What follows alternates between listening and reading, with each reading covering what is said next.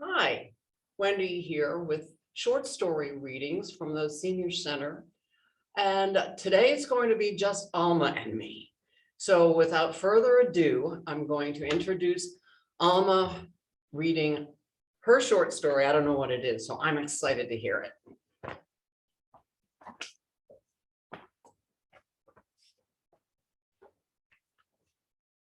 Hello, today's story is called The Tortoise and the Hare by Roald Dahl. Now, the tortoise long ago had learned, so far as eating was concerned, that nothing in the world could match old Mr. Roach's cabbage patch. Potatoes, lettuce, cabbage, peas could all be had with perfect ease, provided you had first checked out that Mr. Roach was not about. The tortoise had for very long enjoyed this lovely restaurant. But all at once, oh, shame and disgrace, a ghastly thing was taking place. That horrid hare began to poach the sacred land of Mr. Roach. And worst of all, the hare got rid of far more than the tortoise did. With beans, he'd eat up every one before the tortoise had begun. The carrots all were out of sight before poor Torty had a bite. The lettuce, succulent and green, was suddenly nowhere to be seen. And so the tortoise now began to hatch a very subtle plan. He came across the hare at dawn, demolishing a row of corn, and said to him, "Would you agree to have a sporting bet with me? I don't believe I've ever met a hare who could refuse a bet." Hare said, "Well, I must admit I play the horses almost every day." And the tortoise said, "I'm betting you I'd win a race between us two." "Ha! You're around the twist," the hare cried out. "You're bonkers, Bill. You're up the spout. Why, I could run to Ecuador before you even cross the floor. I'd run from here to cow and beef before you even brush your teeth. I'd run to Pool and Beachy Head before you're even out of bed. Don't talk to me of how to run. A hare can outpace anyone." "Well," the tortoise said, "although you're fast, I'm betting you're gonna come in last. And by the way, you might recall that pride always goeth before a fall." The hare was so convulsed with scorn, he nearly choked upon his corn. And he gagged and coughed, but when he spake, he cried, "Okay, you're on, so what's the stake?" The tortoise said, "Well," and produced from underneath his shell a pen, a contract, and a seal, and then began to read the deal. "If I do lose, I hereby swear that I will never more go near or take the tiniest of nibbles from Mr. Roach's vegetables." Said the hare, considering for a while. Then he answered with the knowing smile, "That all seems eminently fair," and signed it all with a flourish. Hare was later heard to say, quite loudly in a scornful way, "Well, Torty, when the race is run, when you have lost and I have won, I don't know where you're going to dine, but that's no concern of mine." So the tortoise now went on to call on Mr. Rat at evenfall and found him in his workshop where the rat was trying to repair a fascinatingly bizarre bright saffron yellow motor car. Oh, the rat was famous everywhere as being a brilliant engineer. But just like all the ratty clan, he was a crafty businessman. And well nigh was guaranteed to rob his customers on every job. "Hello, Rat," the tortoise cries, regarding him through scaly eyes. "I've come along tonight to ask about a highly secret task." Rat, slowly putting down the spanner, assumed a very sympathetic manner. My dear old Torty, he declared, now if you want your car repaired, no, the tortoise cried, you're wrong. Now here's the burden of my song. He then explained with skill and flair the details of his bet with Hare. The rat said, ha, ha, I do believe there's some fishy up your sleeve. It's obvious if the race was fair, you'd have no chance against that hare. In fact, however much you cheat, you'll never beat that speedy hare. You are a dope to think you got the slightest hope. Well, Tortoise said, there is, old rat, more than one way to skin a cat. The rat cried, be sensible, old man. Look, even if I were to ram a red hot poker up your blaster, you couldn't travel any faster. Hold it, cried the tortoise. My wheeze, and listen carefully if you please. My brilliant, wonderful idea is that for you to build me right here a little four-wheeled motor car that travels fast and very far, which you can screw beneath my shelf in such a way no man can tell, not even bright-eyed Mr. Hare, that I've got anything down there. I'll wave my legs and off I'll go, and Mr. Hare will never know what's giving me this wondrous power to run at 60 miles an hour. Oh, rat, I know you'll do it right. Little wheels just out of sight, engine tucked away as well, all hidden underneath my shell. The rat was stunned. He stretched his eyes. He stood and shouted with surprise. By gum, I never would have guessed an ancient bird like you possessed such genius in your upper story. Well, this has to be your path to glory. I'll do the job this very night, provided that the price is right. How much, the tortoise cried. That all depends, the rat replied, which motor you require on board, a Rolls, a Bentley, or a Ford. The fastest one, the tortoise said, I want a racing thoroughbred. So the deal was struck, arrangements made, and willingly the tortoise paid. Now, as soon as Rat was all alone, he tiptoed to the telephone and asked to speak to Mr. Hare and said, hello, it's Ratty here. The hare said, hello, Rat, what's new? How are things tonight with you? The rat answered, would you pay a lot to hear about an evil plot? Would you, for instance, give your shirt to know who's gonna do you dirt? There was silence on the line. Then the hare cried, who's the rotten swine? Come on now, Ratty, tell me true. You know I do the same for you.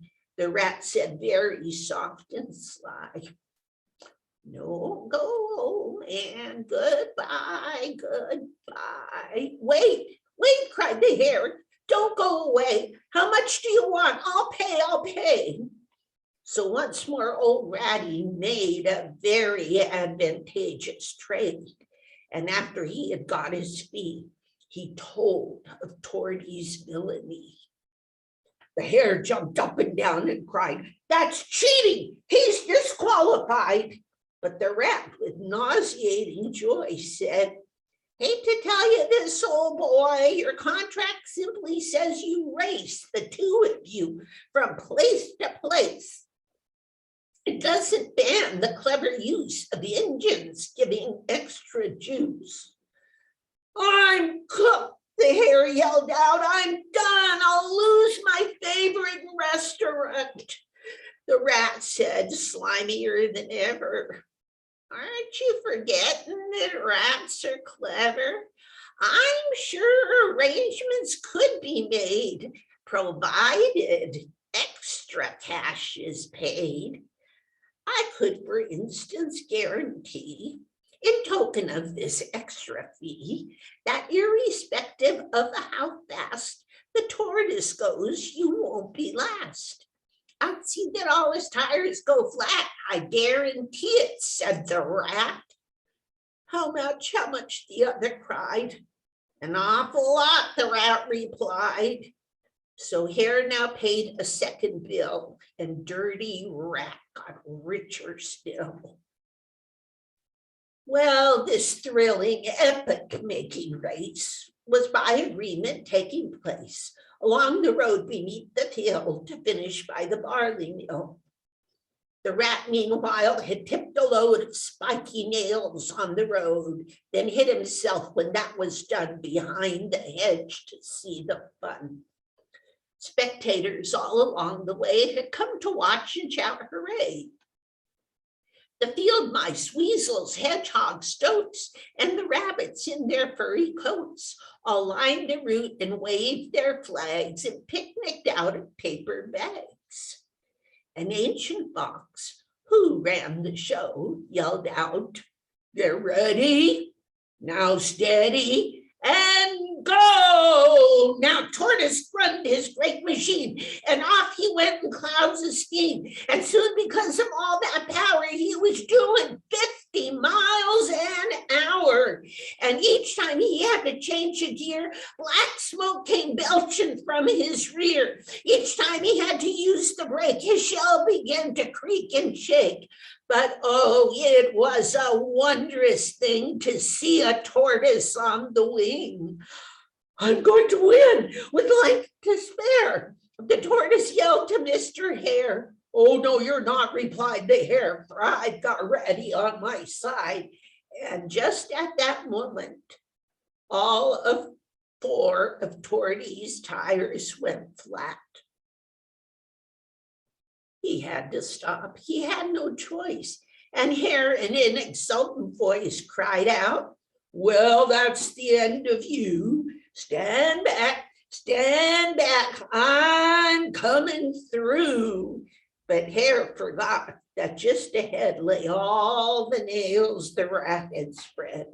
The pikey things were everywhere, and silly, foolish Mr. Hare had spikes in every foot and toe. He couldn't run. He could not go. He shouted, "I can't run no more. We'll have to call the race a draw." The tortoise, all in his tires flat, said sadly, "I agree to that."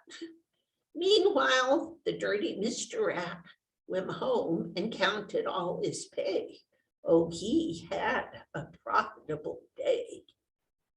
So just remember, if you can, it doesn't matter. Don't tangle with the businessman. It doesn't matter who you choose. They always win and you always lose.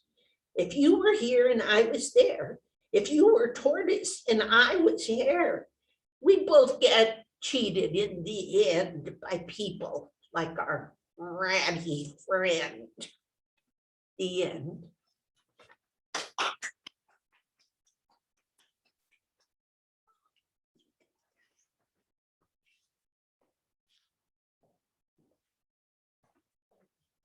Well, we both have cautionary tales here. Oh, thank you, Alma. I'm going to read another book by James Thurber, but this is a short story that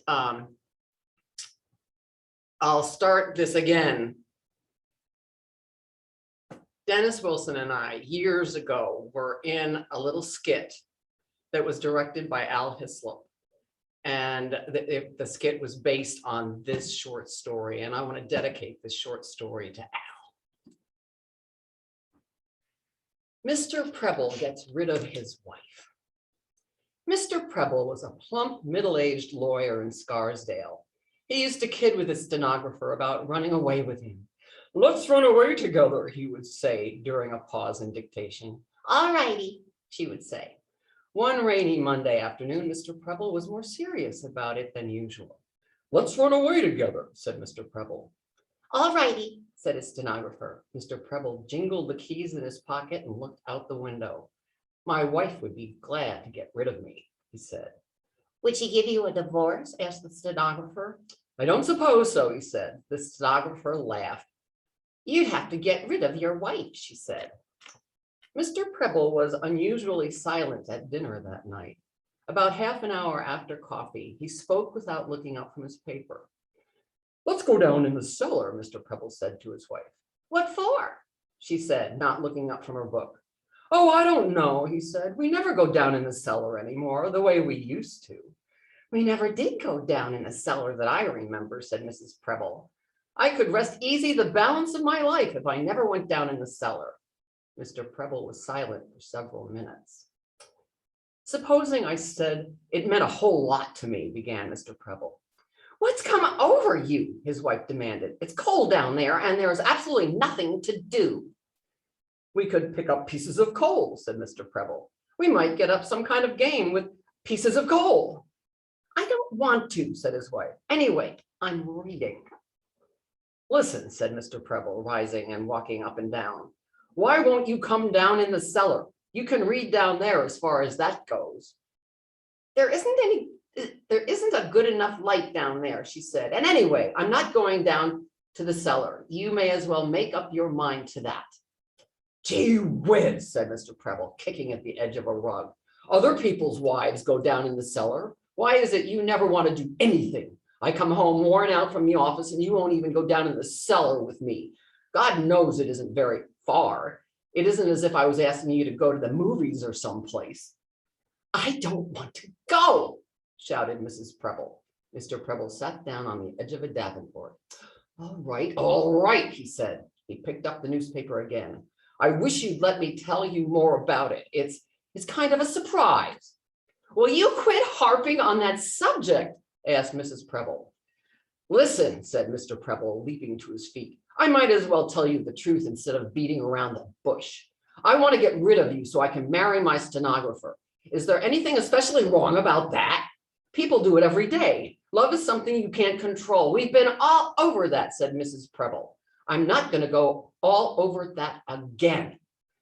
I just wanted you to know how things are, said Mr. Preble, but you have to take everything so literally. Good Lord, do you suppose I really wanted to go down in the cellar and make up some silly game with pieces of coal? I never believed that for a minute, said Mrs. Preble. I knew all along you wanted to get me down there and bury me. You can say that now after I told you, said Mr. Preble, but it would never have occurred to you if I hadn't. You didn't tell me, I got it out of you, said Mrs. Preble. Anyway, I'm always 2 steps ahead of what you're thinking. You're never within a mile of what I'm thinking, said Mr. Preble. Is that so? I knew you wanted to bury me the minute you set foot in this house tonight. Mrs. Preble held him with a glare. Now that's just plain damn exaggeration, said Mr. Preble, considerably annoyed. You knew nothing of the sort. As a matter of fact, I never thought of it till just a few minutes ago. It was in the back of your mind, said Mrs. Preble. I suppose this filing woman put you up to it. You needn't get sarcastic, said Mr. Preble. I have plenty of people to file without having her file. She doesn't know anything about this. She isn't in on it. I was going to tell her you had gone to visit some friends and fell over a cliff. She wants me to get a divorce. That's a laugh, said Mrs. Preble. That's a laugh. You may bury me, but you'll never get a divorce. She knows that. I told her that, said Mr. Preble. I told her I'd never get a divorce. Oh, you probably told her about burying me too, said Mrs. Preble. That's not true, said Mr. Preble with dignity. That's between you and me. I was never going to tell a soul. You blab it to the whole world. Don't tell me, said Mrs. Preble. I know you. Mr. Preble puffed at his cigar.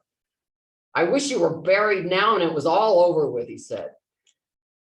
Don't you suppose you'd get caught, you crazy thing, she said. They always get caught.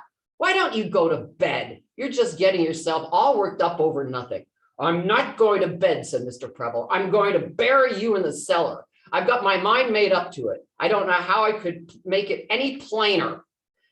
Listen, cried Mrs. Preble, throwing her book down. Will you be satisfied and shut up if I go down in the cellar? Can I have a little peace if I go down in the cellar? Will you let me alone then? Yes, said Mr. Preble, but you spoil it by taking that attitude. Sure, I always spoil everything. I stop reading right in the middle of a chapter. I'll never know how the story comes out, but that's nothing to you. Did I make you start reading the book? Asked Mr. Preble. He opened the cellar door. Here, you go first. Brrr, said Mrs. Preble, starting down the steps. It's cold down here. You would think of this at this time of year. Any other husband would have buried his wife in the summer. You can't arrange those things about things just whenever you want it to, said Mr. Preble. I didn't fall in love with this girl till late fall. Anybody else would have fallen in love with her long before that. She's been around for years. Why is it you always let other men get in ahead of you? Mercy, but it's dirty down here. What have you got there? I was going to hit you over the head with this shovel, said Mr. Preble. You were, huh? Said Mrs. Preble. Well, get that out of your mind. Do you want to leave a great big clue right here in the middle of everything where the first detective that comes snooping around will find it? Go out in the street and find some piece of iron or something that doesn't belong to you. Oh, all right, said Mr. Preble, but there won't be any piece of iron in the street. Women always expect to pick up a piece of iron anywhere. If you look in the right place, you'll find it, said Mrs. Preble, and don't be gone long. Don't you dare stop at the cigar store. I'm not going to stand down here in this cold cellar all night and freeze. All right, said Mr. Preble, I'll hurry. And shut that door behind you, she screamed after him. Where are you born? In a barn?